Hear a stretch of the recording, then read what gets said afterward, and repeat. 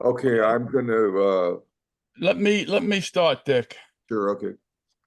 Okay, so I want to welcome everyone for this, which will likely be the last of the regularly scheduled LA Jews for Peace Zoom.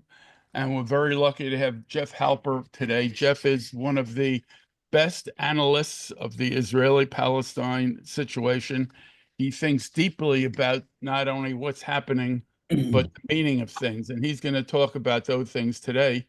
And I will introduce Dick in a minute, and he will introduce Jeff. In the meantime, I just want to say this is going to be the last.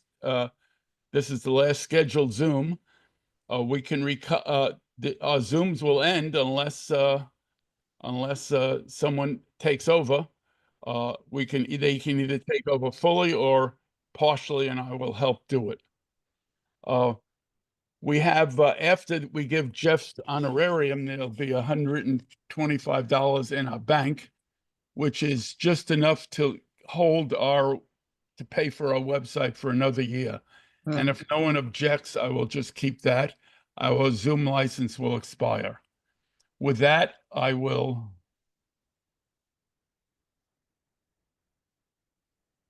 I will stop the share, and I will turn the floor over to Dick, who will introduce Jeff Halper. Hello, everybody. I am a member of LA Jews for Peace, but I'm also the treasurer of the Israeli Committee Against House Demolitions LA chapter. And I think I first met Jeff Halper in 1973, and or maybe 1974. I had left Seattle and I went to Nulpan in Jerusalem, and he was friends with people who I lived with at the time. Jeff is the founder of the Israeli Committee Against House Demolitions and also the One Democratic State campaign, which he'll maybe explain a little bit of the connection and the difference between the two. Jeff is originally from Hibbing, Minnesota, which most people know is the home of Bob Dylan. And I think, if I remember, you went to Bob Dylan's bar mitzvah, Jeff. So, he went to my bar mitzvah oh, he too. went to your bar mitzvah. Okay, okay. And Jeff also got his bachelor's degree at Macalester College in St. Paul, and he got his doctorate at the University of Wisconsin in Milwaukee, not Madison, but Milwaukee. And when he moved to Israel, which was around 1973, he became the director of the World's Friends College, which was later merged with Long Island University. And Jeff has subsequently authored a series of books, the most recent of which you can find on Amazon, called Decolonizing Israel: Liberating Palestine, Zionism, Settler Colonialism, and the Case for One Democratic State, which that's my little introduction, and I'll hand it over to Jeff. All right, thanks, Dick and Jeff and LA Jews and all of you that have joined. Unlike my usual thing, I don't want to do a whole lecture with slides and this and that I often do. I'd rather this just be a conversation, because I think we're all pretty much clued into what's going on.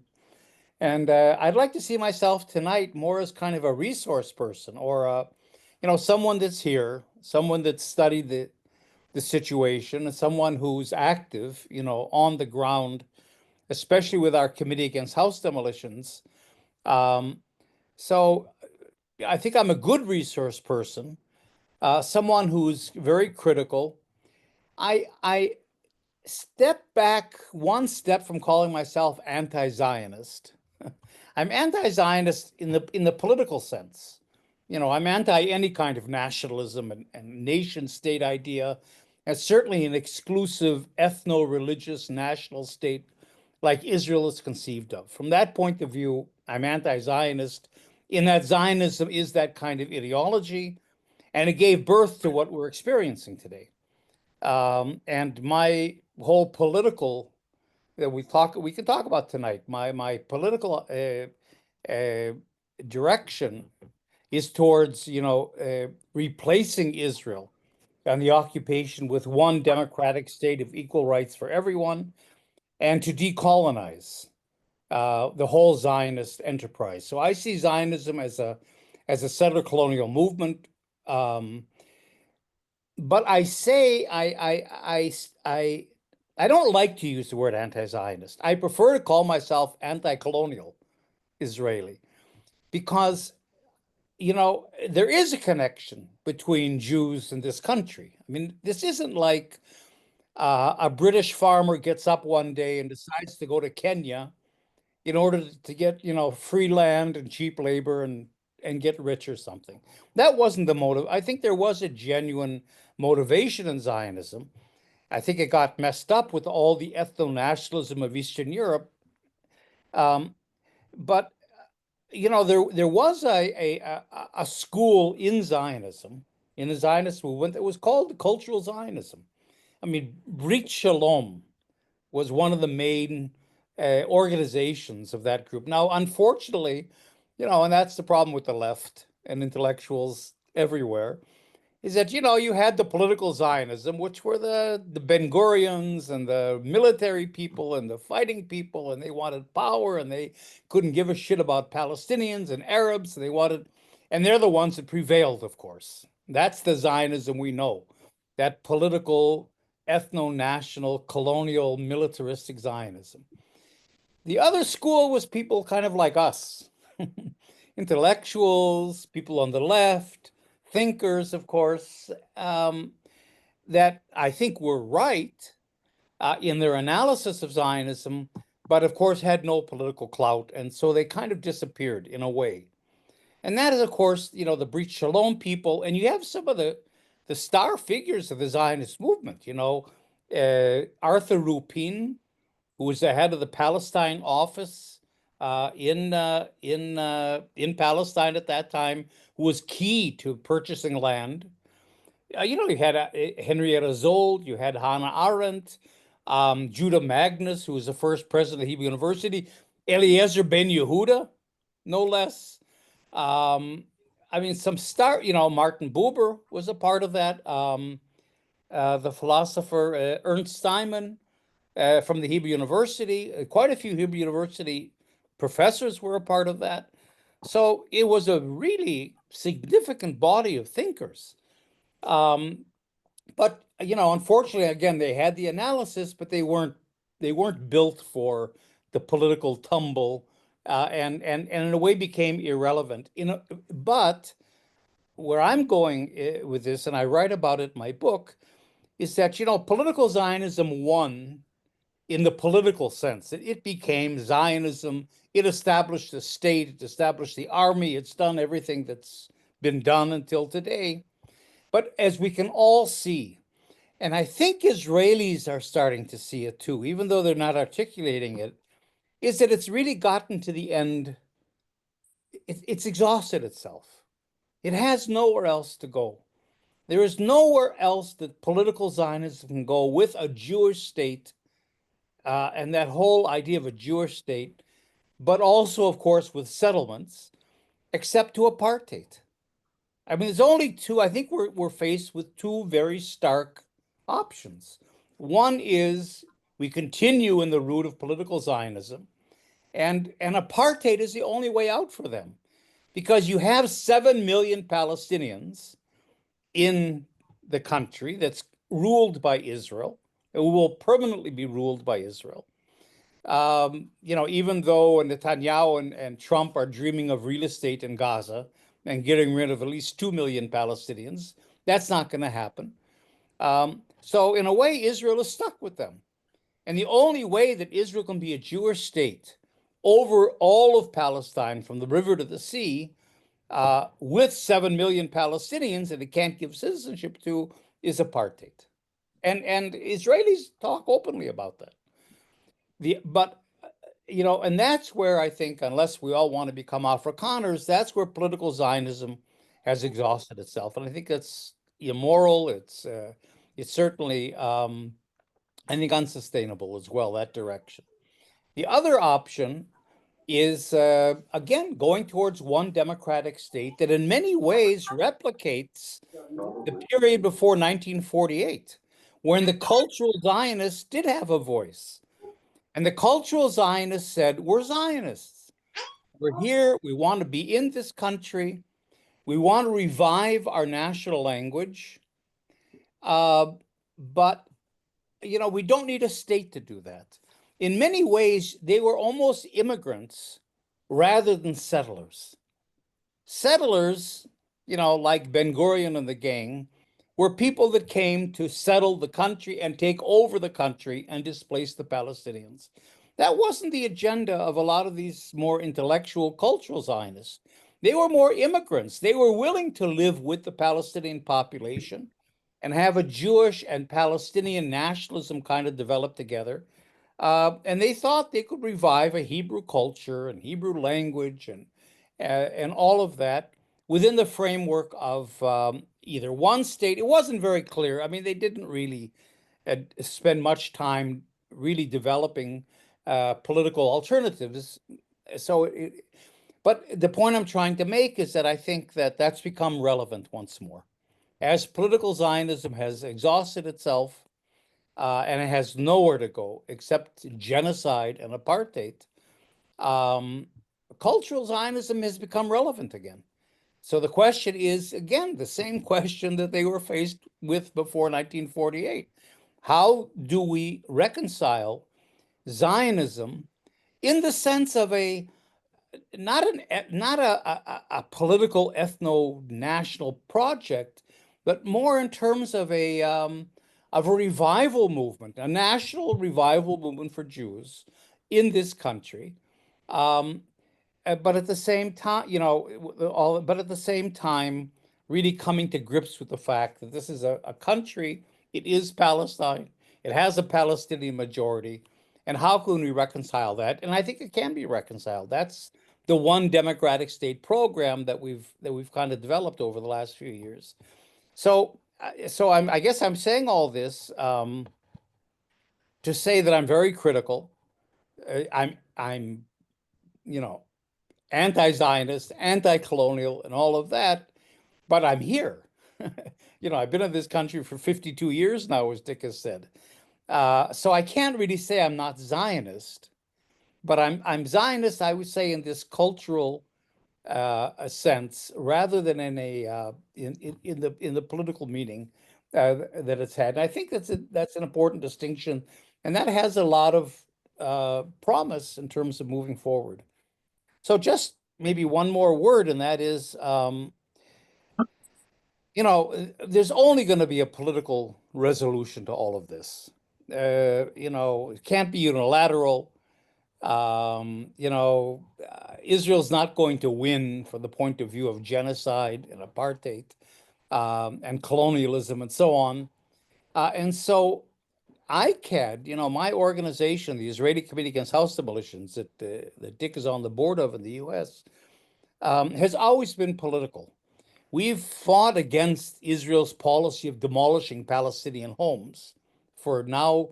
It's 1997 we began. So it's, getting close to 30 years.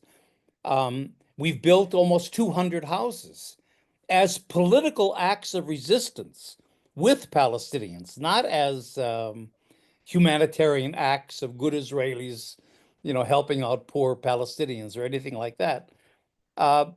And we've learned a lot. Our analysis is really grounded because we're on the ground. We know what's happening. And then, the fact that I'm an anthropologist really helps in terms of putting together the analysis with what I see on the ground.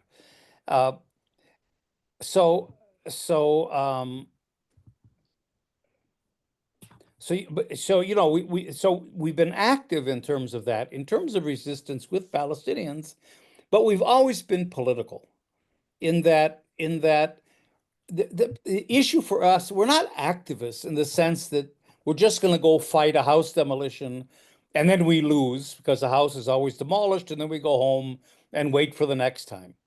Or that even that we want to end house demolitions tomorrow, which we do, ending Israel's demolition of Palestinian homes. About 60,000 Palestinian homes have been demolished, not for security reasons. Less than 1% of the homes demolished have anything to do with security, terrorism, attacks, what you usually associate with demolitions, kind of in a common sense way. No, they're all demolished, to cleanse the land and to take the land and so on. 60,000, but that's on the background of 160,000 roughly homes and other, mosques, churches, community buildings, and so on. They were demolished in the Nakba in 1948 and after, very systematically. The recording stopped. Okay. But that, of course, doesn't take into account, October 7th. So from October 7th until today in Gaza, something like another 250,000 homes have been demolished. Something like 75% of the housing in Gaza has been destroyed, with all the infrastructure and everything else. And tremendous, we don't have a count, tremendous destruction also in the north of the West Bank. Israel talks about the Gazification of the Jenin refugee camp, the Tulkarm refugee camp, the Nablus refugee camp, and now moving south into Deheshe and the other camps, and eventually into Hebron. So, there's a few thousand homes at least that have been demolished in the last couple months in the West Bank as well. So we're talking, we're getting close to 500,000 homes that have been demolished, homes and other structures and infrastructure. And that's a part of the genocide, that's going on. So, but the point I'm trying to make is that even if we ended the house demolition policy tomorrow, that's not going to end the conflict. It's not a conflict. I don't use that word even. It's a settled colonial project, but it's not going to it's not going to decolonize anything. You have to have a political program. You can't be in a political struggle without a political program. And ICAD has always been focused on the big picture. So we use house demolitions as a vehicle for getting at bigger issues. Why is Israel demolishing these homes? Why now? Why in these areas? What are Israel's intentions in terms of doing this? How does demolitions connect up to other actions that Israel is taking militarily or, in other ways in terms of policy? And that's really what has led us in our analysis to the fact that they were talking about a colonial movement, that the two-state solution never was. It's not dead. It never was. It was never an intention of any kind of two-state solution. And therefore, where our analysis leads us is to the founding of one democratic state, which we can talk about tonight if you want to. So that's kind of where I am. I'm, active on the ground. We're still rebuilding homes. We're still with Palestinians. We're still in the resistance. I go out to speak all the time. I'm going to Norway and Switzerland and Germany in a couple of days on a speaking tour. I write a lot. Certainly, we're involved in what's happening in Gaza. We're raising our voices and so on over the genocide. I'm a part of the International Tribunal in Gaza that's been started by Richard Falk and other international lawyers. And we're preparing, we're doing submissions in terms of Gaza. So I'm very involved with that. But where I'm more isolated, but nevertheless, I think it's super important, is in terms of thinking forward. Where are we going? How do we get out of this? What is the political solution or the political program? And that's led me into the one state idea. So, so maybe I'll just leave it at that, and we can just, I mean, I don't know how many people there are, but I'm happy just to have a discussion. Doesn't have to be questions and answers, it could be a real discussion, and I'll try to contribute what I can.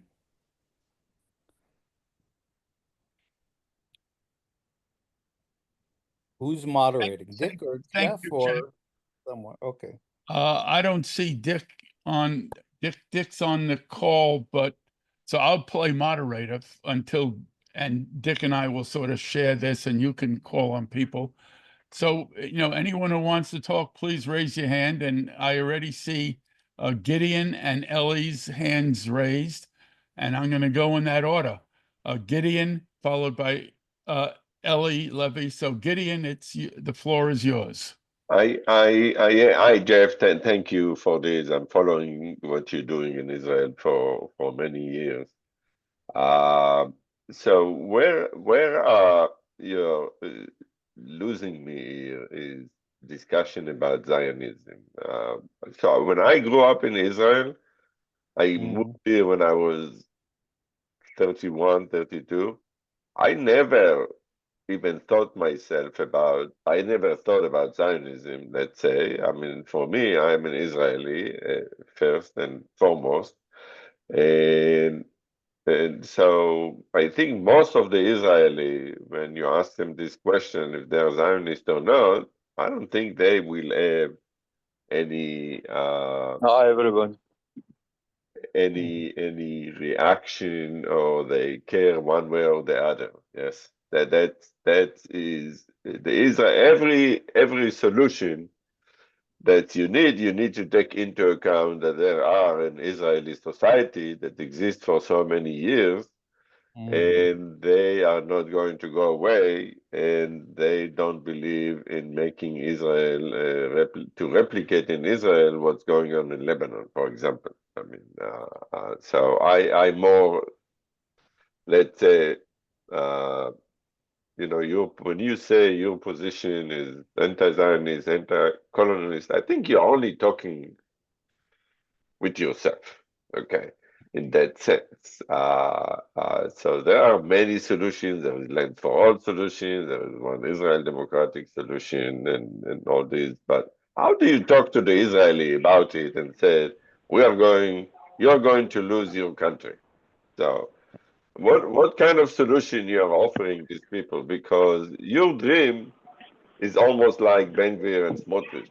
Yeah, we will have one Israel from the river to the sea for only Jewish. And you're saying it will be for all the so how do you help Israel with this solution? Well, Okay, somebody's noisy and not muted, so I'm going to ask everyone to mute. Jeff, go ahead. all right. Well, first of all, I want to introduce a term Hi, that Jeff. we're going to talk a lot about tonight, and that is normalization. It's a very dry, gray academic term, but this is Trump's term and Biden's term and Netanyahu's term for where we're going in terms of normalizing relations with Saudi Arabia, the Arab world, the international community, and so on. So that's how. Well, there really is a lot of noise in the background. I don't know who's. I just got him, Jeff. Okay, all right. So the way settler colonialism ends, and settler colonialism is very important because you can't have now we can argue about this. You can't have a discussion, a political discussion, and know where you're going unless you have an analysis. You have some conceptual framework you're looking at. Is Zionism simply a national movement, and we're in a conflict with another national movement, which is Palestinian? That's one kind of conflict that leads to a certain kind of resolution, which is maybe a two-state solution or conflict resolution, negotiations, compromise, or whatever. Or are we talking about a religious movement, a biblical movement, like the settlers, look at it, in which this is the land of Israel, and in fact, there's a civil war almost going on today here between the state of Israel and the state of Judea. And the state of Judea is getting very strong. As a matter of fact, I would say the state of Judea, the settler state, controls the government today. And so if that's the issue, And of course, Arabs are irrelevant in terms of that. That's another kind of analysis. That's another kind of a framework you're coming out of that leads to another solution, which is genocide and displacement, and this all becomes Jewish. I'm coming from a settler colonial perspective that says that Zionism came to this country for whatever reason. I mean, but it came to Palestine with the idea of taking it over, of transforming Palestine into Israel, taking all the land, displacing the Palestinian population, certainly never, ever until today, recognizing the Palestinians as a national group with national rights at all. You know, they're completely irrelevant to this country. And that was the thrust of Zionism, to transform an Arab country into a Jewish country. And we've gone pretty far in that. Now, the way that ends is not through defeat. You know, you in a way, we've defeated the Palestinians militarily, although genocide and resistance are built into settler colonialism. No people can voluntarily give up their country and voluntarily agreed to be displaced, dispossessed, erased as a people, and and have their whole culture and heritage erased. And now there's a Jewish country called Israel that has, in which they have no part whatsoever. There's always going to be resistance to that. So the question is, for how does the settler colonial movement work? And think of the United States. It's one of the best examples. It doesn't win through defeat, although genocide is a part of it. Certainly. Do you know when the American Indian Wars ended? After 300 and some years? Officially, the American Indian Wars, as they were called, ended officially in 1926. So this was a resistance movement, a genocide movement that went way into post 1776 for 150 years or so. So that and the way settler colonialism wins then in the end is to normalize. Today you're living in the United States. You're all Americans. Even the Indians or the different tribal groups or whatever call themselves Native Americans. They've adopted the colonial idea of being Americans. Everybody's an American. Nobody has any problem. You've got the Gulf of America today, and everything. And that's where Israel is going to win or wants to win. In other words, once the Abraham Accords that Trump and Netanyahu and MBS in Saudi Arabia and these other corrupt autocratic Arab regimes that we call moderate, once they come together and normalize relations with Israel. And we have to remember, and here I'm going to just show a slide very quickly, that there's a map about this. We know where this is going. And that's this map, if you can see it, this is Trump's map. So in this idea of the deal of the century of normalization, Israel and all its settlements remain.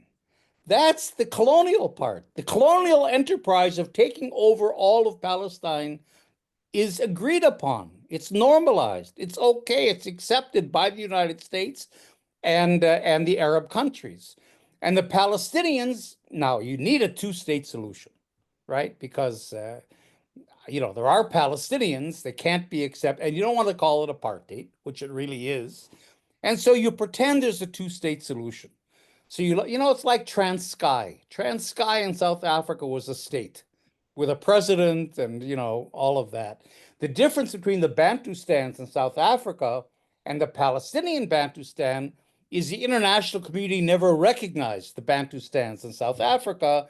It needs and is dying to recognize the Bantustan, the Palestinian Bantustan under Israel. Maybe some of you are as well. I hear two states all the time. People don't want to sort of give that up. Well, what does two states mean? Really quickly, you can see from the map, The Palestinians are locked into 1, 2, 3, 4, 5, 6 little islands, all disconnected by settlements and military bases, no border with an Arab state, no control of the borders, no control of their airspace, no control of their resources, their water, minerals, other resources. They've lost Jerusalem. There's no Jerusalem, which is the economic heart as well as the cultural and religious heart of any Arab country. And the settlements remain. So they've lost the most fertile lands. They're marginalized into these little tiny enclaves of a Bantustan that's non-sovereign, non-viable, but it'll have a president and we'll call it a state. And that's it. Trump and Netanyahu know that people aren't interested in the fine print. Well, They'll that's see a map. misrepresentation of what the two-state solution. This is This is what this is the Benguir's conception. solution for two-state solution. This is This not. is the conception of the two-state solution that Trump is suggesting. And there isn't any other possibility because of the settlements. You've got 750,000 settlers on the West Bank. Settlements is a wrong word. A settlement gives you the idea, there's a settlement in somewhere in Wyoming, a few huts and, on a hilltop. These are settlement blocks. These are Ma'ale Adumim is 60,000 people today. Beitar Elite is 60 or 70. These settlements are major cities that are beginning to become consolidated into major blocks. And that's where you can kind of see in all the, it's all encompassed by Israel. So the point I'm trying to make is that Palestine becomes Israel. It's Judaized. That's a very important term that we don't use very often. Zionism's intent, its essence, its purpose was to Judaize Palestine. It's Judaized Palestine without the Palestinians, of course, and now it's going to be normalized. And that's, I think, the big fight in front of us. That's what I'm trying to call attention to. The fighting, the genocide in Gaza, the genocidal attacks on the camps in the north of the West Bank are part of a pacification campaign. Pacification meaning that there has to be, for Saudi Arabia, and for this to happen, there has to be industrial quiet. If Saudi Arabia can't normalize with Israel, as long as, Israel's in a hot war with the Palestinians. Even Saudi Arabia has public opinion. So you've got to have, Israel has to produce some industrial quiet. So this pacification campaign, and this is what Netanyahu says every day, is the absolute destruction of any Palestinian resistance, which is all criminalized, of course, because colonialism always criminalizes resistance.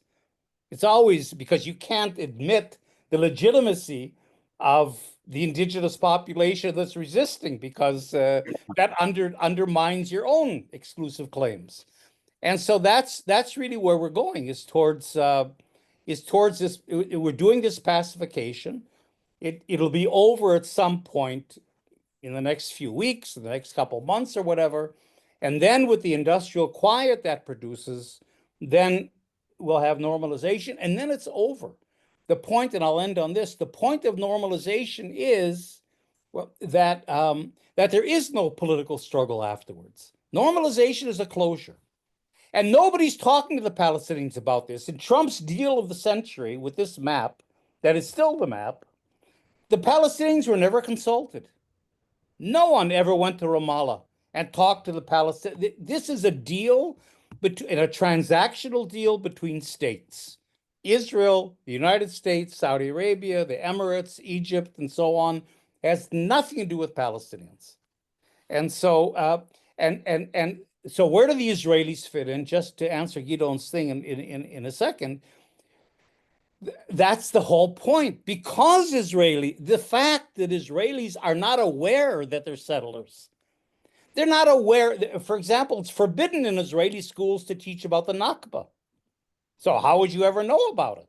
You see, what normalization does is it eliminates or it buries all the crimes of the past, all the land, taking of the land, the mass, driving out of the populations, the killings, everything that happens.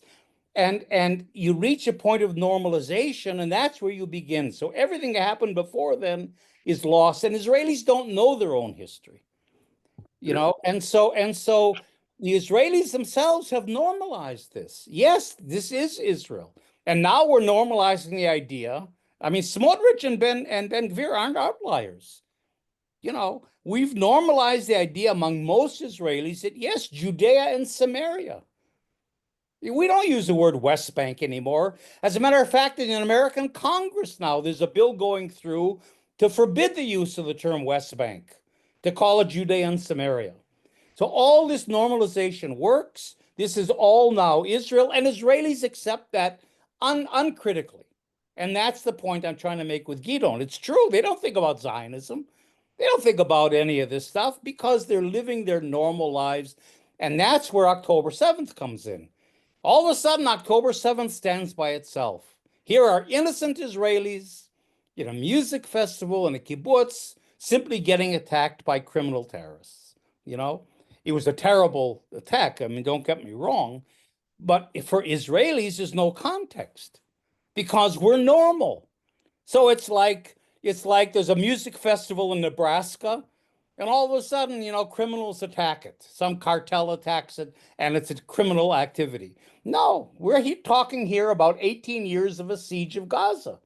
70% of the people living in Gaza are coming from those lands where those kibbutzim are on, that were taken from them. So, but Israelis don't know that. They have no idea who in the hell the Gazans are. They couldn't care less who the Gazans are. They're Arabs. And so the normalization works on Israelis. And the bottom line for us, I think it's like South Africa. You can't deal with the Israelis. I mean, the whites were not going to dismantle apartheid in South Africa. Why would they? They're on top of this whole system. They have the economy, the resources, everything. Why would they want to dismantle that? Israelis are not going to dismantle their their colonial project. And we know that. And that's where we're all important. You're all important because we have to replicate what the ANC did and create an international movement led by Palestinians and anti-colonial Israelis like me to fight against the apartheid. And to make Israel's apartheid regime collapse, and then prepare the way for a transition. And if the Palestinians, together with some of us Israelis, really have a political program of one state that really shows the Israeli Jews, like the ANC did in South Africa with the Freedom Charter, really shows them that they have a future in this country, that it's not against them, it's against colonialism. It isn't against the Jews living here. They'll have equal rights in a democratic country. Then the Israelis they'll never cooperate in dismantling the system. But I think they will, like in South Africa, in the end, without choice, agree to be a part of a transition into a democracy. And so I think normalization has to be a part of our new political vocabulary. I promise I won't answer every question. Thank you, Jeff. Now we have, can you take this picture off? Yeah, we now have Ellie, Dorothy, Sally, David Mandel, and myself, and Eric and Laurie Zimmerman want to talk. But you, Jeff, called for this to be a conversation, so I'm gonna ask, does anyone want to respond to what you just said? Because I certainly do. So does anyone want to respond to Jeff's last statement? Dorothy? Ellie, you want to respond? Yeah. Well, it's so horrifying and so depressing, and the whole world, and especially the United States, has been turned against anybody who voices any kind of support for Palestinians. Look what's happening to the students in this country. Who would ever have thought that students would have their visas pulled because of something that they said. I would love to see Israel go the way of South Africa, although South Africa is hardly perfect, but I don't even see how that's going to happen anytime. The whole Western world seems to be turning against Palestinians. I have to say that on October 8th, 2023, I said to an Iranian friend who was in my office with me, I said, Miami on the Mediterranean. And horrifyingly, I was right. This is what's being planned. And unless we can find a way to stop it, I think that's what's going to happen. I just looked on my phone just for the fun of it, and you can buy land in Gaza. You can buy it right now. It's listed. They're moving along with their project. 3 days or 4 days after the October 7th, there was a map with lines drawn of plots of land along the coast of Gaza. And then we said, oh, that was a mistake. That was a mistake. It was not a mistake. It was real, and it's real now. And I know Israelis because I work with Israelis. And I had one tell me there never was any such thing as Palestine. I had others say, yeah, they should bomb the children because they grow up to be terrorists. They grow up to kill us, to kill us and hate us. The hatred, it's not just a financial hatred like it was in South Africa, a financial situation where they wanted to get the land. There's a visceral hatred of Israelis against Palestinians. It's hard to even fathom for me that there could be that kind of hatred. And Jeff, I met you. I forget I'm so embarrassed to have forgotten the name of the Progressive Democrats of America member who had the fundraiser for your group in Mar Vista, probably 20 years ago. And that's when I met you. And I see you now with your gray hair. It was a fundraiser for the home rebuilding. So it's good to see you again. And I'm just heartbroken. I don't know what to say. All I can say is that I don't know where they're going to put the Palestinians. But you're dealing with two people who have no hearts at all, no human feelings, Netanyahu and Trump. I was glad to see Peter Beinart come around. So it's very sad times for Palestinians, a very sad time for Jews because it's embarrassing to be Jewish. Okay, thank you, Dorothy. Now, Ella, you wanted to also comment on what Jeff just talked about? First, I wanted to say real quickly, I'm definitely a follower and an admirer of Jeff's work. Thank you for being us with today. I also subscribe to the notion of the two-state solution basically being a platitude that's been, vacuous one that had been thrown into the ether, not going anywhere. My question kind of dovetails Gideon's question and the sentiments beyond the comments in the chat. As well as what was just said. And it's really a nuts and bolts question. And I get the conceptual framework.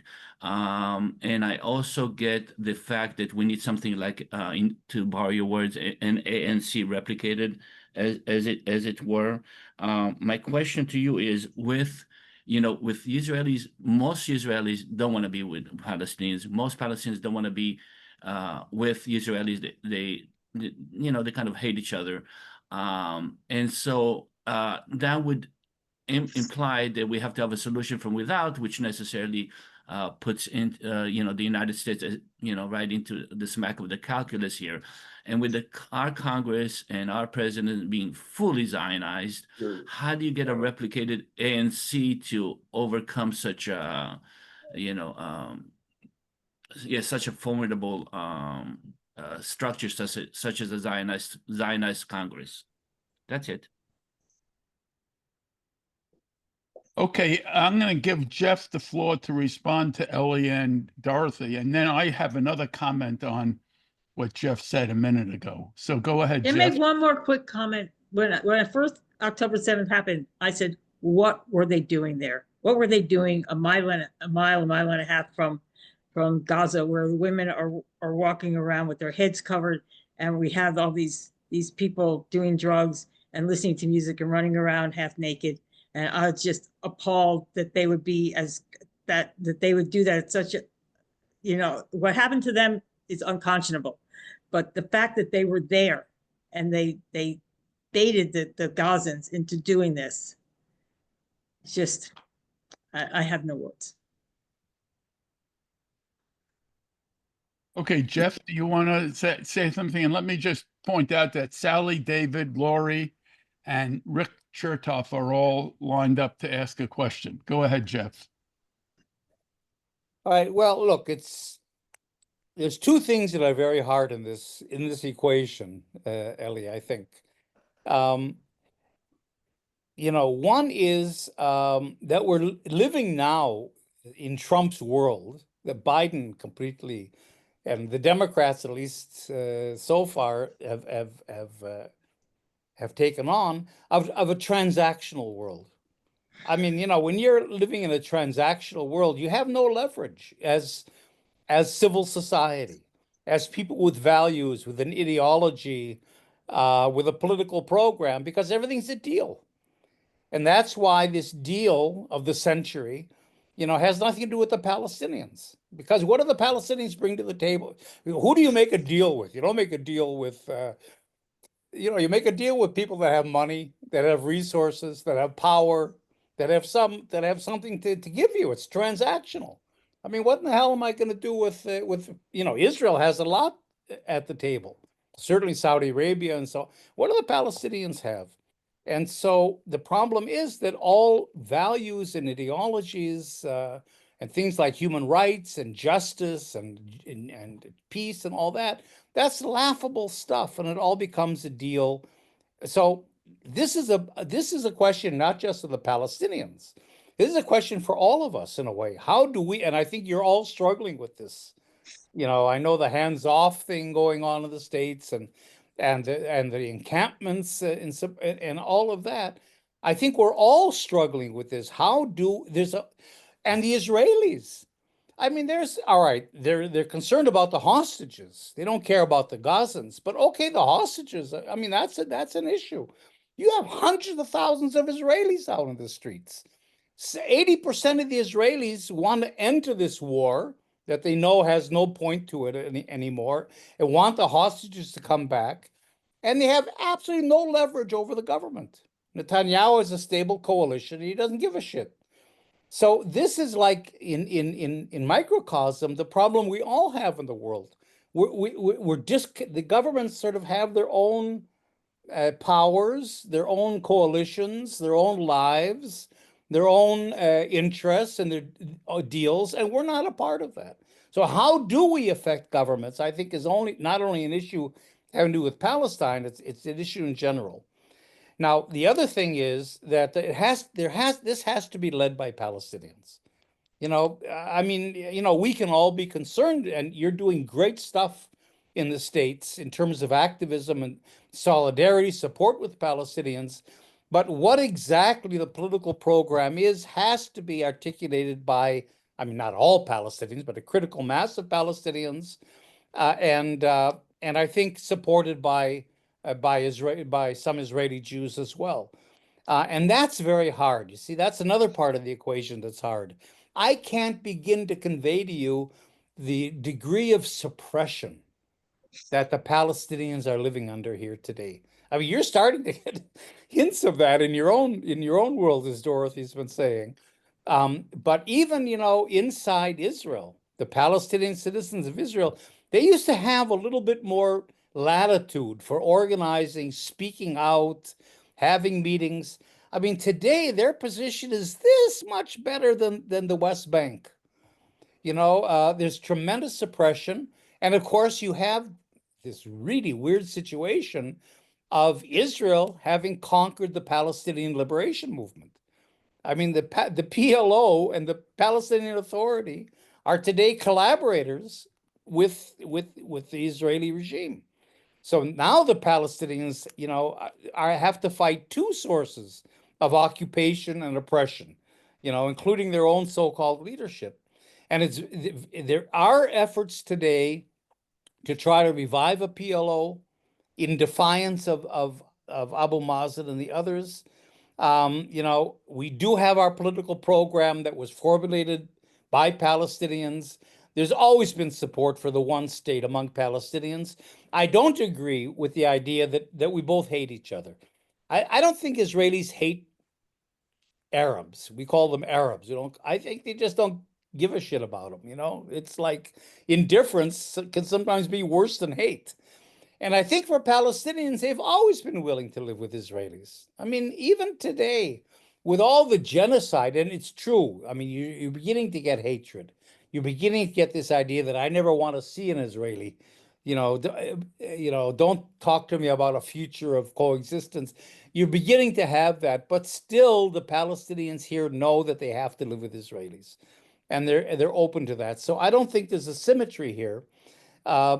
So the real issue is going to be, can the Palestinians organize on a civil society level to a point where they can have a critical political movement, a critical mass of people behind a political program, like the One Democratic State program we've been talking about, that then they can go to you abroad.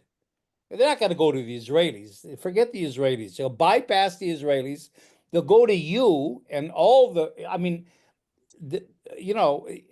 they don't have governments, but Palestine, I think, has achieved the level of the anti-apartheid struggle globally.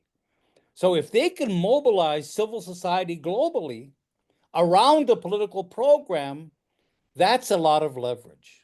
Then, of course, again, you've got to deal with this transactional element that's entered into the political system. So it's very hard, but that's really the strategy. The strategy is a Palestinian-led movement around a real political program supported by critical Israelis, that then they can go and tell you, this is our program. This is what we want you to support, and give more focus and direction and leadership to your activities. So that's the idea. Okay, thank you, Jeff. Now we still have Sally, David, Lori, Rick Chertoff, and Dick Platkin and myself. But I just want to make one little comment on what you've been saying, and that is, you said the South Africans didn't want to, the South African Afrikanis did not want to end apartheid, and that's incorrect. The South Africans recognized that apartheid wasn't working, and as early as the 70s, they were weakening apartheid. They didn't want to end apartheid, they wanted to weaken it, but they knew something was wrong. And that's been published, and at least one place where this has been written up is my article in Mondaweiss a couple of weeks after Tutu died. And it's the same in Northern Ireland. To go from a situation like this to peace, you need both sides wanting to do it. No matter how strong the Palestinians get, if the Israeli government doesn't see anything wrong with the situation, they think everything's good, everything will just keep going on. Let me give the floor to Sally. She's been patiently waiting for a long time. Sally, the floor is yours. Thank you. Hi, everybody. And I see that Dorothy and Tanya both are not muted. So maybe you want to mute yourselves in case you start sneezing or something. So hi, everybody. Jeff, two things. One is regarding PA collaboration. I just want to say that a Palestinian I met a number of years ago talked about the Vichy government in Ramallah. And so I thought that was really apt. My question has to do with what I think you called the Gazification, starting in Jenin. And I'm curious, and then you mentioned Dahisha and down into Hebron. Do you think, I mean, do they have plans to actually go into Dahisha and also Ida? And I was hoping that the proximity to Bethlehem of the three right around Bethlehem that they might be saved from that because of the tourism and all that. So anyway, you think it's going to go down to the, you think it's going to be as bad there as Jenin?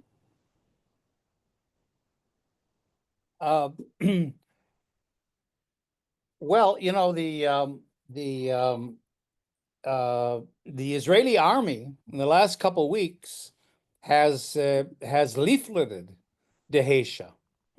And Ida, they're very present Ida as well, but they've leafleted Dheisheh, saying that first of all, they're going to demolish a lot of houses because they want to widen they're doing what they're doing in Jenin and the camps, you know, Nablus, is that they're I have to call you back. Okay, אני אתקשר לך. You know, they're building really kind of roads through the camps that allow military vehicles to come in. The idea is to conquer the camps. You know, now it might be less violent in Dheisheh than in the north because you don't have the Hamas fighters there. You don't have that organized. The armed resistance in Daesh and Ida are certainly not at the level that they are in the north. So there might be less resistance, but the idea is the same, to prevent any kind of, this is the pacification, any kind of resistance. And so what's happening in the camps now is that dozens of homes are being demolished in order to widen the streets, which is what Sharon did in Gaza, by the way, so that military vehicles can come in and there'll be a much stronger Israeli military presence in the camps. So basically, we're talking about reconquering the West Bank, in a sense. Okay. David Mandel, and let me just say it's David, Lori, and Eric, Rick, Dick, Plotkin, and Dick Heiser, and Dorothy Reich again. So go ahead, David Mandel. Yeah, hello, Jeff. Good to see you, and same with everybody else. There's a lot of things I want to say, and I'll limit it and maybe have a second round later. But you know, I substantially agree with you, Jeff, that what's needed is, you know, a political horizon, a political vision that will enable some kind of system of true equality between Israeli Jews and Palestinians. And I just want to say you continue using the term Israelis, and I think what you really mean is Israeli Jews, because there's an important difference. It's 20% of the population, as everybody here knows, I'm sure, of Israel is Palestinians, and that can help perhaps provide a clue and a little bit of a head start about how to create a future state or states of real equality. And that's, I think, important to say that. What I'm going to talk about now is you know, I mean, I think you made an interesting comment about Zionism. You know, I think that you know, it wasn't so much cultural versus political Zionism. The political Zionists themselves had a whole lot of different factions, including some far left ones that were actually anti-colonial, and they became irrelevant quickly, as you know, certainly agree with you on that.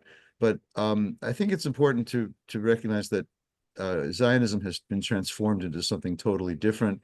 Gidon hinted at that when he talked about how Israelis don't even think about it. Israeli Jews, I'll correct myself there, don't even think about it. It's just kind of a vague patriotism, really, more than anything else. And in this country, in the United States, and probably most other places with Jewish populations, it's a vague and very shallow identification with Israel. Perhaps Israelism is a more apt term because our culture has been so co-opted by identification with Israel, and that translates into political, military, economic support, and you know, the Israel lobbying for that support of Israel. You know, that's not really Zionism in the old sense. Right now, the World Zionist organization is having elections, which I kind of watch with a little chuckle in my voice, because once upon a time, 50 years ago, I participated in that. But what has become the largest quote unquote Zionist organization in the United States was once the anti-Zionist or at least non-Zionist reform religious sect or tendency. It's become a kind of a racket where a certain amount of money, and I don't even know where it comes from, gets distributed to the people who get the largest number of votes and take in the World Zionist Organization. None of them have a chance of overcoming the Israeli government, where the Israeli delegation, which is divided up according to the Knesset representation, which is far right. My point is, why is this important? Is because we talk about Zionism and anti-Zionism. It's used often in a way that is just kind of a rhetorical shortcut for, do you support Israel or don't you support Israel? Or do you support what Israel's doing or don't you? And I think that's makes the term a whole lot less useful, not only in Israel but also here. And the important thing is to build a unified movement against apartheid, against genocide, and for real equality. And I hope that, I'll stop there because I've talked long enough, and I have some other things maybe we'll be able to chime in later. But I think that in terms of organizing ourselves here, that's really the most important thing to do.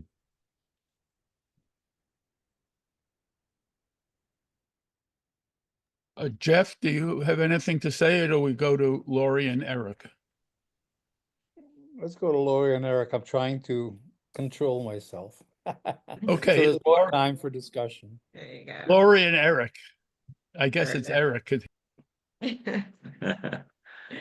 Okay, Jeff, I just want to thank you for the work you've done over all these many decades, and you will recall, I hope, that you used to appear at the Workers' Circle Arbitering on Robertson in Los Angeles, where I was the director, and we remember those sessions very well. I wanted to touch on 3 points, and I'll try to make them very brief. I think that the picture you portray of these cultural Jews, is not inaccurate. But the majority of Jews who went to Israel were not these cultural Jews. They went there because there was nowhere else to go.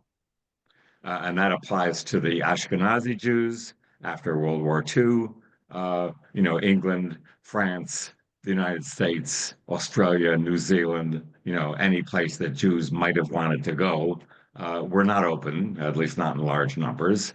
And the British opened, more or less, or they opened, or Jews just went to Palestine because it was the only place that they could go. And then the Mizrahi Jews, which are half of the Jewish population in Israel, were not these high-minded cultural Jews. They were also expelled, and they went, and they couldn't go anywhere else. They didn't have any other options either. So in that sense, I share with you a certain reserve about, calling myself totally anti-Zionist, because it takes courage in certain circles to even say that, which you will understand, but we all understand. But only because these are people who are Jews who live there, and many of them no choice of their own.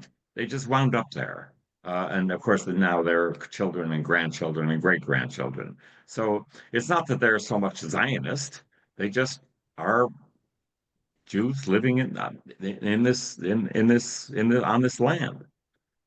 So I'm not going to say that they have no right to be there, any less than I would say that I have no right to be living in Los Angeles, or the New Zealanders or the Australians have no right to live there. The colonial descendants, that is to say. So then moving on to another point, the one state. I think this is a little kind of maybe Western idealism. I have heard this thesis posed not only by yourself, but by a number of others as well over the years, because I think that the Palestinians would probably fear that, even though they'd be, half of the population, that Jews would dominate that state, economically, politically.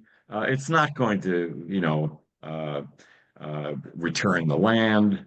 Even these cultural Jews that you speak of, they still needed to eat food grown on land stolen from the Palestinians. They still needed to have homes established on land stolen from the Palestinians. So they weren't so idealistic, maybe in their thoughts, but practically speaking, they were living on stolen land.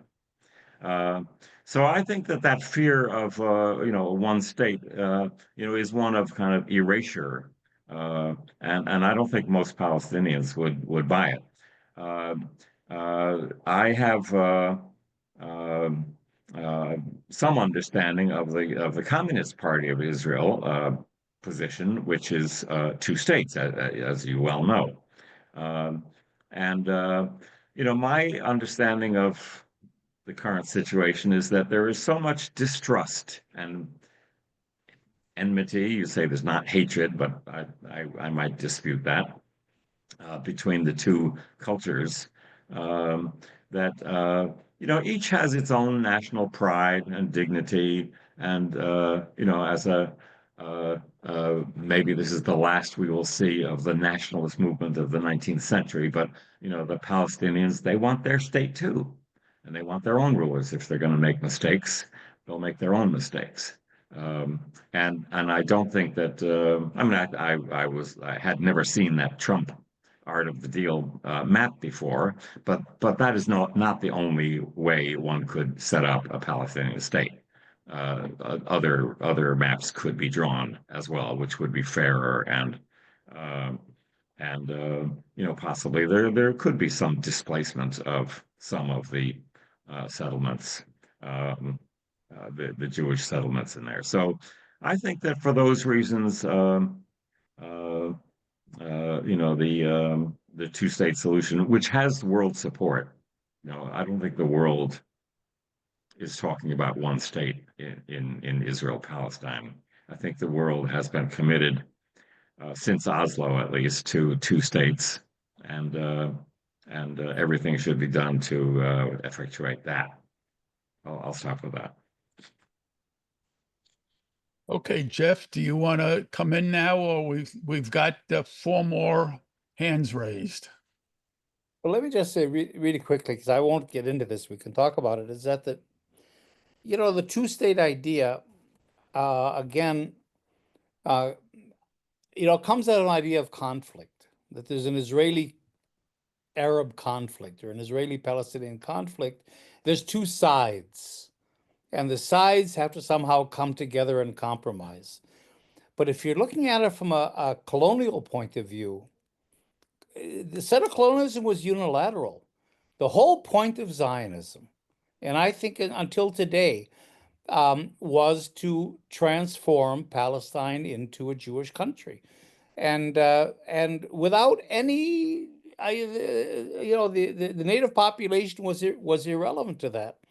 So I take your point in terms of saying that, look, people are here, and there's all kinds of people, and there's leftists and people on the right, and but we're all living in a system. That's I think a key to this.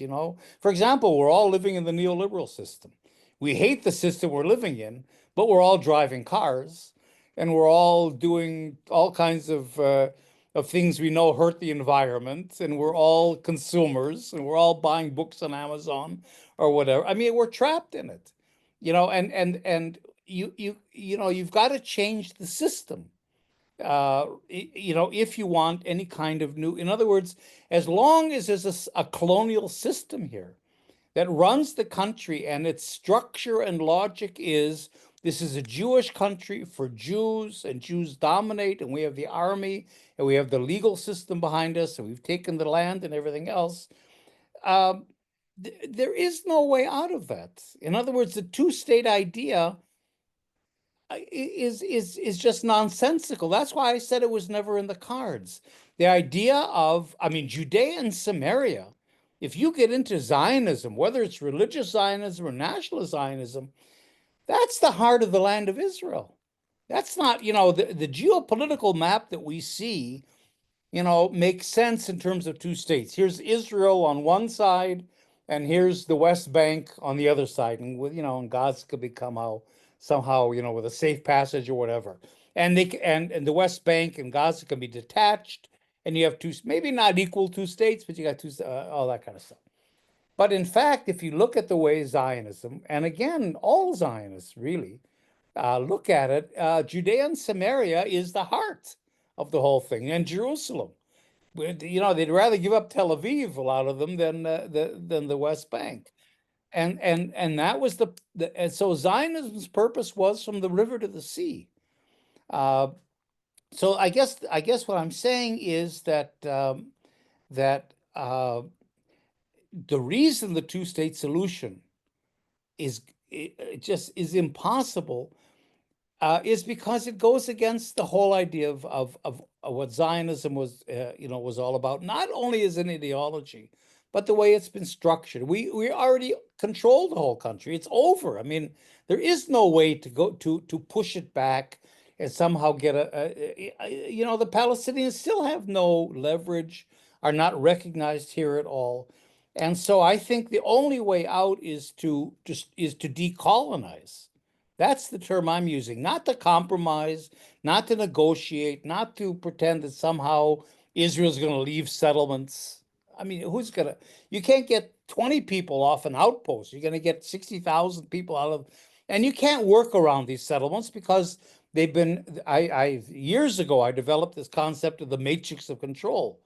Israel developed like the game of Go, a very complex matrix. So it's not a matter of removing one set. You can remove one node, but it doesn't destroy the matrix of control, you see? And so the whole system has to be changed. It all has to be decolonized. The whole thing has to just be redone. And that's the one state. Now, the whole practical issue of, is that doable? That's another thing that we have to deal with. But I don't know what the alternative is to stay with an apartheid system. So at any rate, I'll leave it at that. My reaction. Okay, so Rick, you're next, then followed by Dick Platkin, Dick Heiser, Dorothy Reich a second time, Samir, and myself. So Rick Chertoff, it's your floor. Thanks. I think we're getting lost in the weeds, and to mix metaphors, I think we're whistling past the graveyard. Let me mention 8 words that need to be clarified at the heart of this whole issue. Suez Canal, Persian Gulf oil, U.S. hegemony, global hegemony. Mm-hmm. That's why there's an Israel. That's why it's got the guns. We control that, but unfortunately, the Israel lobby is controlling us, and specifically the second-rate pro-Zionist party in this country called the Democrats. They're second-rate because they have a built-in Zionist gigantic thrust from evangelicals that ain't going nowhere.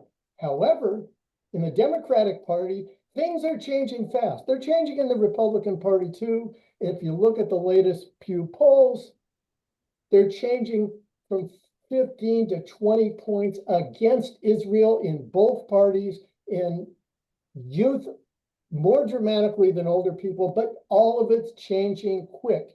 Israel is becoming a pariah state, even in this country, and that's why there's the suppression on the campuses, because it drives them nuts. They're going after it tooth and thong. They're going to stamp it out, and they'll never stamp it out because too many people understand it because of cell phones. They see the babies, they see the destruction. So what that means is we've got to clarify our view, and it's got to be based on 2 things. And I know Jeff, and I will parenthetically thank you for educating me so much, and thank you for what you're doing also, and have done for so long. You're amazing.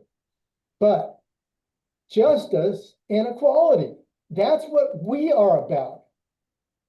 We don't like the Democratic Party. Anybody got a way to change American politics without it? We have to Zionize the Democratic Party.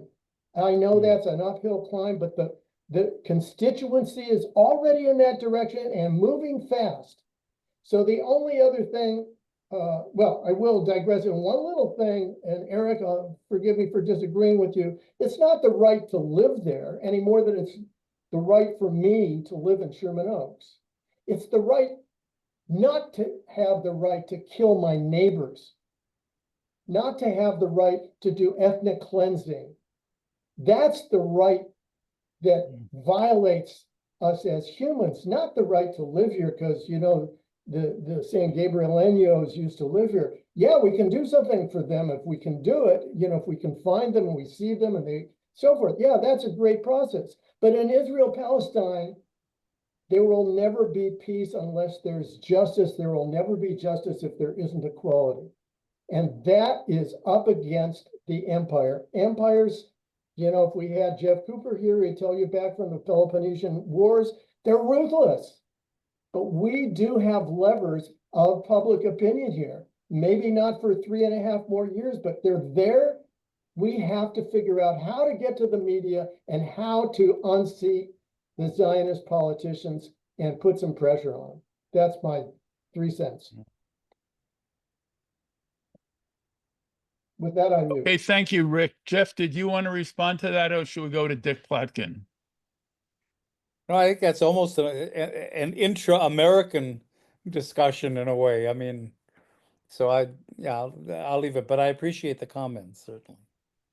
Okay, Dick Plotkin. Okay, well, I also have an intra-American just point to raise, and it's been missing from this conversation so far, and that is the United States is a country in rapid decline, and it's falling apart. I mean, living in Los Angeles, where most of us live, it's obvious. I mean, the streets are wrecked. There's homeless people everywhere in the city, and the number of homeless people is increasing.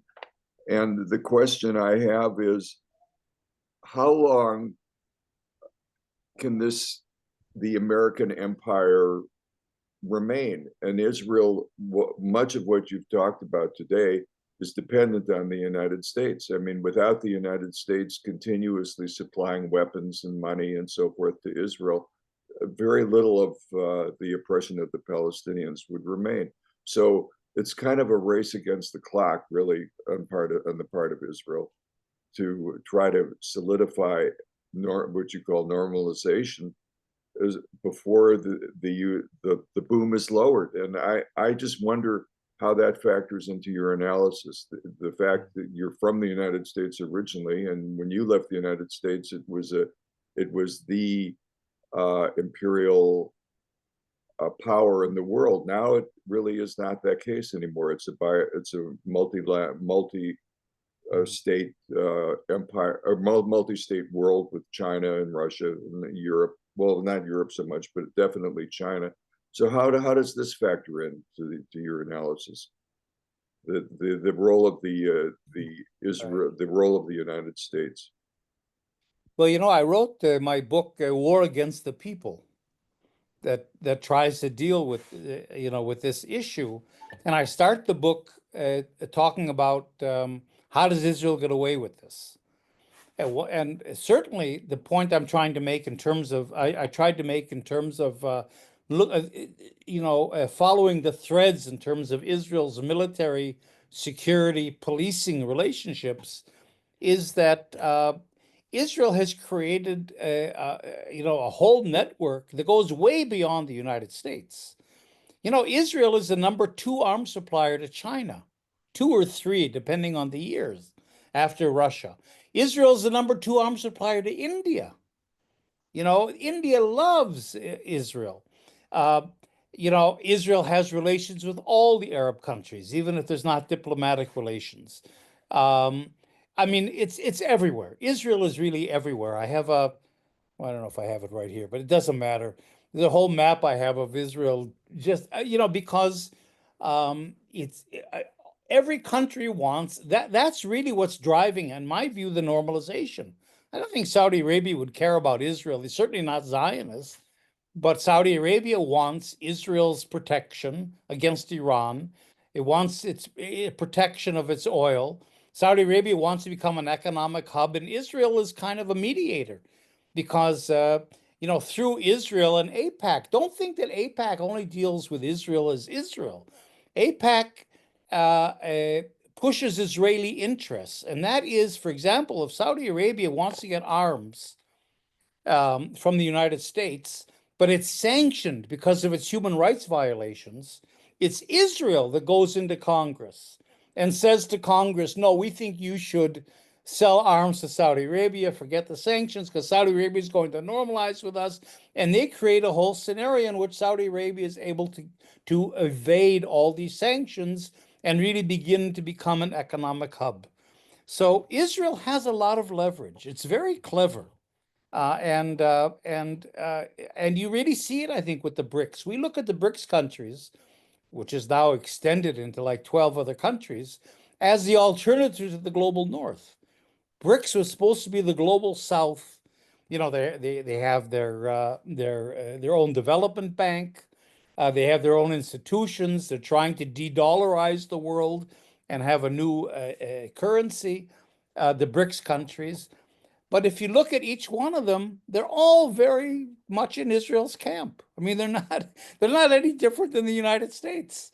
Russia is very close to Israel, and that's why Israel has never gotten involved with the Ukraine, because it doesn't want to burn its ties with Russia. That does a lot of arms development with Israel. China, where's China? China is quiet. Well, China is not only getting arms from Israel. China today is building the port in Haifa. It's building the subways in Tel Aviv. Israel is very close to China, and the other way around. Brazil, I mean, India Modi is, I mean, Zionism, there's books about this. Zionism and Hinduveta, the Hindu nationalism of Modi grew up together, and they were in contact with each other, the Zionist ideologues and the Hindu ideologues.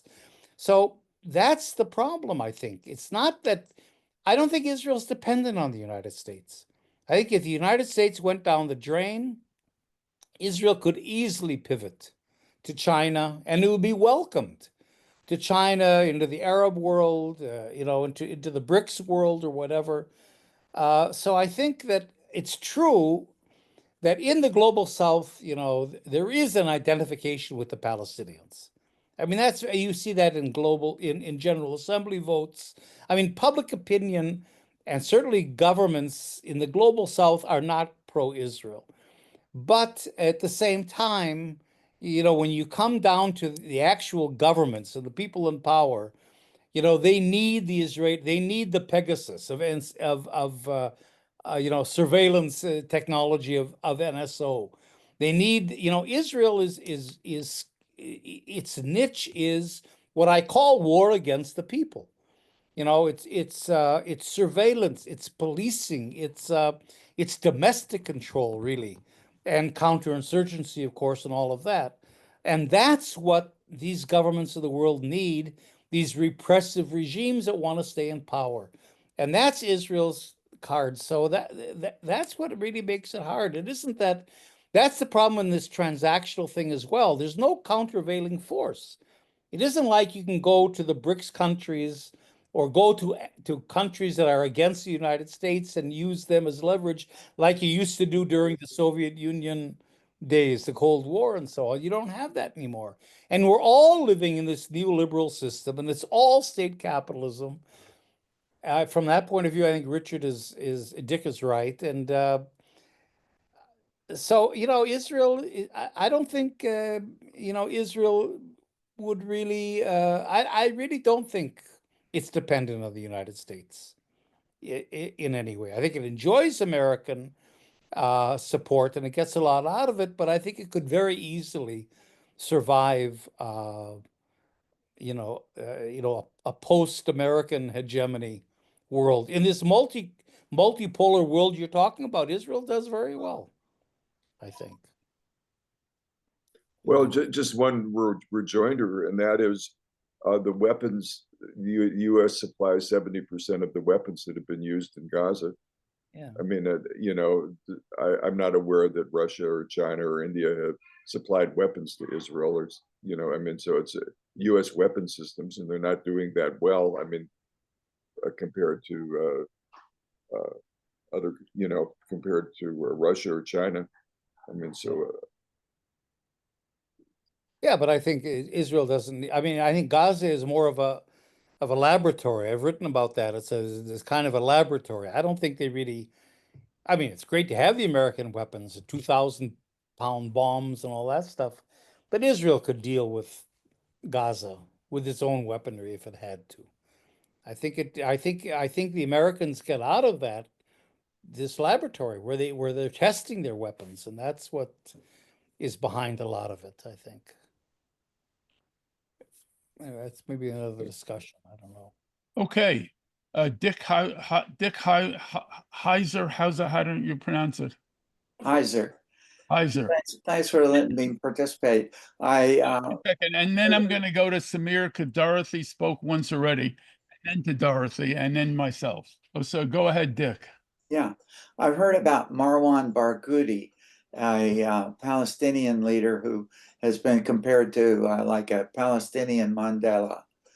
And he's apparently taken some vow of nonviolence, and he's considered not corrupt, or at least less corrupt than other potential leaders.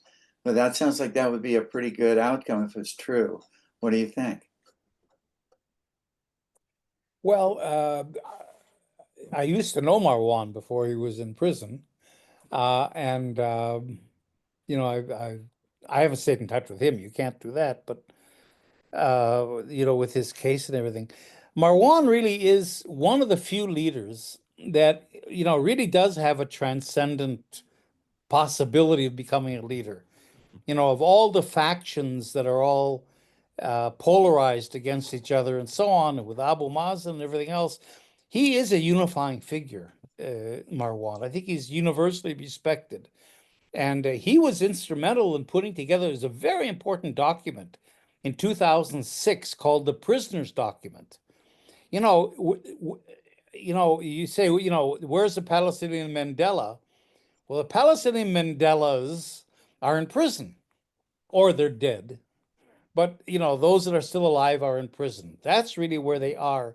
And he got them all together from all the different factions, from the PFLP on the left to the Islamic Jihad and Hamas on the right. And they put together the prisoners' document that was really a two-state solution document. They said, we accept the two-state solution. Even Hamas accepted the two-state solution in that document. So he has that possibility of bringing groups together. The limitation of Marwan is that he's a Fatah guy. He's a party guy. He's very committed to this two-state idea, and you know, for reasons we've talked about, I don't think that's going anywhere. So in a way, he's, you know, if he would, in my view, this is only my view, if he would begin to adopt a more of an anti-colonial perspective that we've been talking about, and really begin to talk about more of a one-state idea, I think that would give a lot of traction to that movement. But as long as he remains within kind of the old two-state Oslo almost kind of an approach, that limits his leadership possibilities, I think. So Thank you. Okay, Samir. Unmute. Hi, Jeff. Both Jeffs. How are you? Already. Okay. Thank you very much for this lecture, and I agree with your idea and all concept about one secular democratic state. I think that is the best solution, and it does not require negotiation. It does not require transfers of anybody. It does and it is easy to implement. And I believe also in what you proposed before, and now you said it, that to decolonize Israel, and that is, yeah, I mean, what it needed to be done. I mean, to change the whole system in order to really have peace in the Middle East. What I see that in regard to the United States, and I don't really think that the United States will have any impact on any future changes in Israel. What I think that the Israelis themselves, they will make the changes. Why I believe that? Because the Israelis already had the experiment prior 1967 in ending the military rule in Palestine and establishing a democracy, and they gave the Palestinians who's living there the equal rights, and they made it into a democratic state. Actually, it is like one democratic state, and they just called it proper Israel, but actually it is a democracy, but it's not perfect democracy, but they established that, and that was before 1967. So now, after 1967 war, until now, for the last 58 years, I believe that Israel really failed to copy itself. What it needed to do after 1967, there were the United Nations Security Council Resolution 242, and they have the example of copying themselves. So they didn't do either. They did not withdraw from Gaza and the West Bank and East Jerusalem and let the Palestinians have their own state and go with the implementation of UN Security Council Resolution 242. They didn't do that, and they did not copy themselves their experiment of one state, one secular democratic state, by annexing the Gaza and the West Bank and the East Jerusalem and make it give the Palestinians equal rights and one state.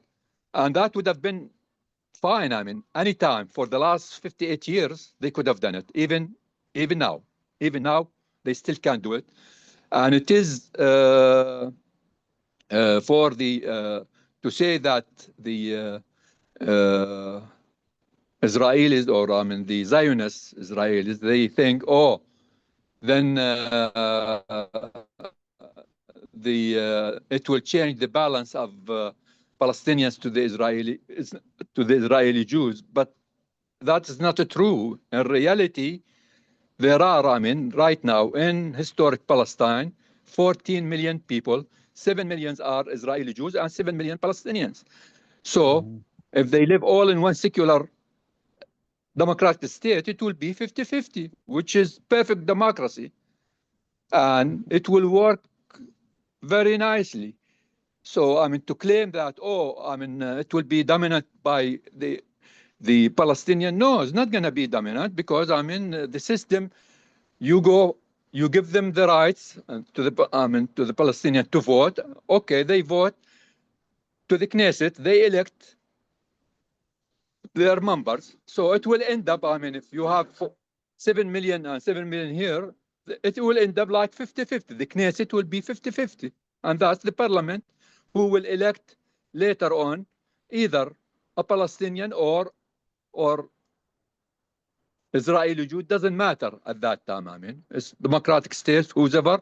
So if Marwan Barghouti will become the prime minister, or I mean, an Israeli will become prime, I mean, it doesn't matter. So that's, I mean, the way I still, I mean, don't understand why the Israel, I mean, it's like, I mean, the Israelis, they achieved their goal in prior 1967, and then after that, after 1964, they went back, like what we call in Arabic the pee of the camel. I mean, the urine of the camel. It is backward. I mean, the whole world, I mean, advance toward more democracy and build and develop better relationship and better society. No, the Israeli actually went backward, and they still don't know which system is better for them. And it is very clear. I mean, the best system is one secular democratic state. You already achieved it. You just copy it. I mean, that's the easiest thing. You copy what you did prior 1967. And it doesn't matter, I mean, the name, whether I mean Israel or Palestine or Palestine or Israel-Stein. I mean, later on, I mean, the members of the Knesset or the parliament will vote. Okay, we'll change the name to this or that. And also Jewish state saying this is Jewish state, and also that can be changed. Once, I mean, you have one democratic state, they will vote, just like, I mean, in 2019, they made the Jewish state in the law, they wrote it in the law in Israel. Well, again, 5 years from now, 10 years from now, they can vote again and change it. I mean, that's not, but the issue is rights. And I think that the whole thing, right now, I mean, for us Americans living here, Americans, what they should do, what I believe, join the BDS. The BDS movement, that's the right thing. Just like, I mean, what happened in South Africa, it should happen in Israel. Israel now is an apartheid state, and that has to end. And in a way, I mean, that's what our duties as Americans. Forget about, I mean, to change the American system or whatever, that irrelevant, I mean. That's the issue, and that's what we should do. One secular democratic state, BDS in America and all over the world to achieve that. That's my 2 cents. Okay. Thank you.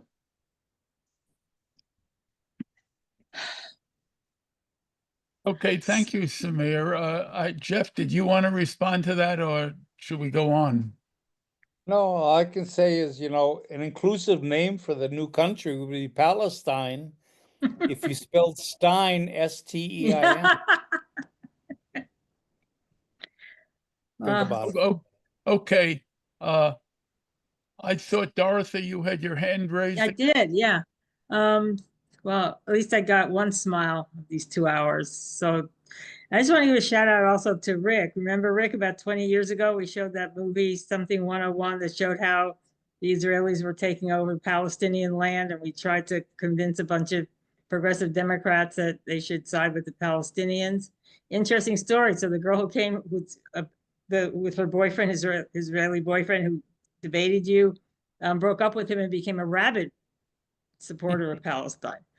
So just say we've been all at it for such a long time, and it's we can't get discouraged. We have to keep on going, but it's really rough. But we are changing minds. I have to remind you that BDS is outlawed in most states in this country. You can't get a government contract if you support BDS. So it's and now AIPAC is taking over the country, especially the Democratic Party, which makes it even more difficult to organize. And we just have to keep fighting. One optimistic note is that the Democrats for Israel in California actually got together with the Palestinians and did do a resolution supporting the ceasefire in Gaza. That was a year ago at the convention. We're having another convention at the end of May. But it's you know, 2 steps forward, 1 step back. And the Palestinians are suffering so. you can't even imagine. Every morning I get up and I send emails out, and I send 4, and one of them is mostly about Israel and Palestine. And the horror stories that every morning I almost have to throw up when I read them and send them out, but people have to know what's going on. And they're just criminalizing dissent in this country. And I don't know how we're going to get rid of Trump. And Democrats are not doing much of anything right now. People in the street, there's just a big article in Black Agenda Report saying the one thing that all these protests, there's no signs about Palestine in the protests against Trump. So we got to keep on keeping on. Great to see you again, Rick. Great to see you again, Jeff. We'll just keep working at it. So. Okay, well, I'll make my comment finally, and it sort of picks up what I said before. I mean, it's clear that all us liberal Westerners like a one-state solution, but the whole political establishment in the world and in Israel and among the Arab states and among the Palestinians, and as Jeff just described when he talked about Barghouti, the Palestinian leaders, is for 2 states. But nothing's going to happen. Absolutely nothing's going to happen as long as Israel doesn't want anything to happen. The 2 best cases that we know of colonialism ending, Northern Ireland and South Africa, in both cases, both sides wanted there to be change. In Israel, they don't want there to be change because the Israelis, as Jeff has described, the Israelis think they're winning. They think they're winning, and they've got, as he described, they've got support of the other states around the world. So our focus really has to be, how do you make Israel decide that the current situation is no good and it has to change? And I don't know the answer to that, but as David Mandel put in the chat, one start is to cut U.S. military and diplomatic support. And I'll let you have the last. It's about a quarter of. We've gone an hour and 3/4. I'm going to let Jeff have the last word. And go ahead, Jeff. No, I just think that I don't agree. I think with your analysis about it's dependent on Israelis, because why would they ever want to eliminate that system?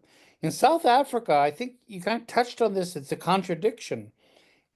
I don't think I don't think the white South Africans decided that it's not working anymore, and we have to end it.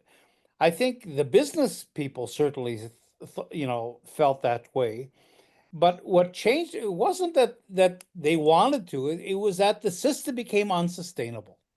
And that gets into what you're saying about all the boycotts and BDS and everything else. Our job is to make it unsustainable. Forget Israelis. Israelis are not ever going to agree to dismantle the system. They think they're winning. They're normalizing now, which is the last step in this whole thing. Forget about them. What we have to do, and I think we can do it without the Israelis, is to make Israel unsustainable. That's BDS. That's trying somehow to develop in civil society strong countervailing forces that do have an influence on governments, or at least on political parties. Maybe in the democratic movement, trying to exploit this opening that Sanders and AOC and others have created, to strengthen the more left wing of the Democratic Party and so on. The criticism that, like Dorothy is saying, that all these demonstrations, there's no Palestinian issue being raised. In other words, there's all kinds of openings here, and I think certainly to link up to all the other issues. What's interesting here, one of the things is, with all the encampments and the protests over Gaza at the end of the last academic year, was that we all expected that climate change would be the issue that brings everybody together, because we're we're all involved with that. It involved all our issues and so on, but it never really happened. Palestine did become that kind of unifying issue around which all these other issues began to coalesce. So Palestine, in a way, maybe because it's a microcosm of the militism in the world, the colonialism, the global north, global south, peoples of color, climate change issues, all these issues are sort of contained here, maybe has that potential. I call it global Palestine, of being like the catalyst or the hub of the catalyst of this wider left movement we could have. But I think at the least, our job, and we need a political program behind it, is to make the Israeli apartheid regime collapse. And then the transition comes about. I think what you're talking about, Jeff, is that once the ANC gave the whites, and the Afrikaners among them, a transition to a new South Africa of which they were a part. He said, we're all South Africans. They had somewhere to go. So on the one hand, I don't think they wanted to dismantle apartheid, but they did see it was getting unsustainable. And on the other hand, they had somewhere to go. And if we can do that, then I think we could replicate what they did in South Africa. I agree with you, Jeff. And if you read my article that I said I wrote in Mondoweiss about 2 or 3 weeks after Tutu died, where I describe this, the way the ANC gave the Afrikaners a view for the future was 160 treks, where there were meetings between the elite in South Africa, including P.T. Boda's brother, and the ANC all over the world. And that's where they got to know each other, and the ANC could really bring into the South African elite that there was a place in the future. But as long as Israel is strong, no matter what, if you make Israel unsustainable, that's the same as telling Israel that it's got to change. So that's really saying the same thing as I'm saying. Anyway, I'm sorry to... Let me say one more, just half a sentence, and that is that, all the South Africans I've ever talked to said that the repression in Palestine is much greater than it was in South Africa. The ANC, with everything else, the ANC was able to function. And, the treks you're talking about, all kinds of relationships and negotiations and all kinds of things were happening. There was a leadership that was intact. That can't happen here. The leadership of Israel and the PA, the repression is to such a degree that even if a business community did want to contact Palestinians, they couldn't really do it. And the suppression is much higher here. And that's something that's a big difference that we have to try to attack. No, that's right. But the ANC was leadership was established in Mozambique and Zimbabwe, or Rhodesia as it was called in those days, not in South Africa. Anyway, Jeff, you had the last word. And Thanks. does anyone else want to have the last word, either for this or for the LA Jews for Peace Zooms, which end at... I would just like to thank you for doing this. It means a lot to me.